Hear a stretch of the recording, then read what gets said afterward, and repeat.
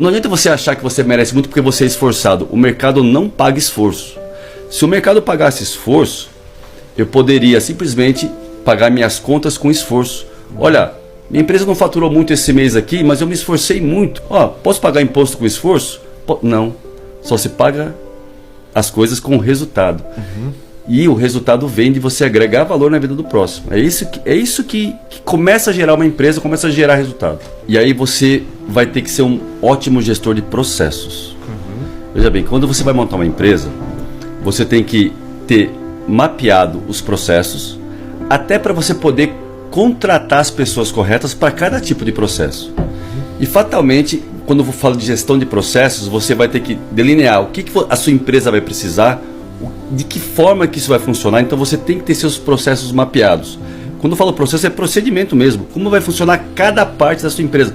Fala, mas Pedro, a minha empresa sou só eu, não tem mais ninguém. Mas sim, mas existe processo. Você tem que começar a estruturar seus processos, porque quando você for contratar alguém, já tem o processo delineado. Porque isso não acontece quando acontece com muita gente. Começa de forma desordenada, aí começa um monte de incêndio na empresa e acha que precisa de pessoas. E por muitas vezes não precisa ainda. É porque os processos estão desorganizados. Não tem isso mapeado, não tem isso delineado, princípio, meio e fim. E aí não precisa. Agora, se você precisar, ainda assim, os processos são tão primordiais pelo seguinte: quando vier alguém, ele vai fazer exatamente o quê? Ou você vai colocar mais uma pessoa para apagar incêndio na sua empresa? Não, ele vai vir para executar essa tarefa aqui. E aí, se você não tem processos desenhados, você não consegue definir que competência você precisa da pessoa e onde ele vai trabalhar exatamente, o que ele vai fazer. E aí o que acontece? Assim, o pequeno empreendedor, acontece muito isso.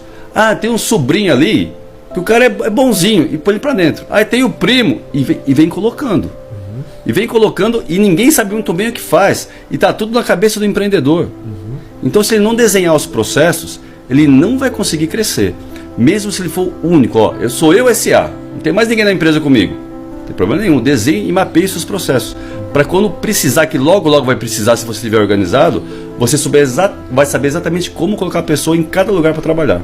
E aí dentro de processos, você precisa ter indicadores de performance desde o primeiro dia da sua empresa. Onde você quer chegar?